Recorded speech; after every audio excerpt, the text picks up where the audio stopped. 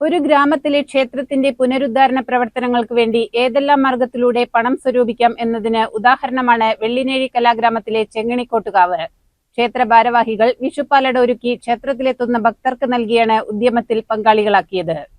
4-ാം വർഷവും തുടർച്ചയായാണ് വിഷുദിനത്തിൽ ഇത്തരമൊരു പരിപാടി സംഘടിപ്പിക്കുന്നത്. 2023 മുതലാണ് ക്ഷേത്രത്തിൽ പാലടപ്രഥമൻ ഒരുക്കാൻ തുടങ്ങിയത്. സമീപത്തെ പാൽ സൊസൈറ്റികളിൽ നിന്നും ക്ഷീരകർഷകർ വിഷുത്തലേന്ന് ഉച്ചയ്ക്ക് ശേഷം എത്തിച്ചു നൽകുന്ന 700-ലധികം ലിറ്റർ പാൽ ശേഖരിച്ചാണ് പാലടപ്രഥമൻ ഒരുക്കിയത്. വിറകടുപ്പിൽ പുളിവിറക് കത്തിച്ചായിരുന്നു പാലട തയ്യാറാക്കിയത്. നാടൻ പാൽ, പഞ്ചസാര, അട എന്നിവ മാത്രം ഉപയോഗിച്ച് പാകം ചെയ്യുന്ന പാലടപ്രഥമന്റെ ആവശ്യക്കാരുടെ എണ്ണത്തിൽ ഗണ്യമായ വർധനയാണ് ഓരോ വർഷവും ഉണ്ടാകുന്നത്.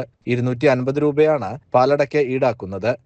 പാചക വിദഗ്ധനായ കൃഷ്ണദാസ് മഠത്തിന്റെ നേതൃത്വത്തിലാണ് പായസം തയ്യാറാക്കിയത്.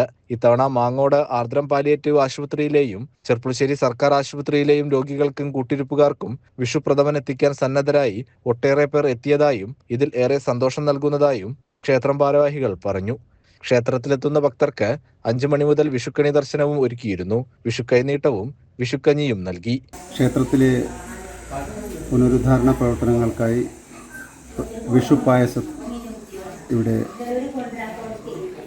ഉണ്ടാക്കിയിരുന്നു. ഏകദേശം 600ഓളം പായസം തയ്യാറാക്കിയിരുന്നു. അത്യാവശ്യം തിരക്കുണ്ടായിരുന്നു. ഇനിയും പുനരുദ്ധാരണ പ്രവർത്തനങ്ങളുമായും മുന്നോട്ട് പോകാനാണ് ക്ഷേത്രം ഭാരവാഹികൾ ശ്രമിക്കുന്നത്. എല്ലാവരുടെയും ഇനിയും സഹകരണങ്ങൾ ഉണ്ടാകുമെന്ന് പ്രതീക്ഷിക്കുന്നു.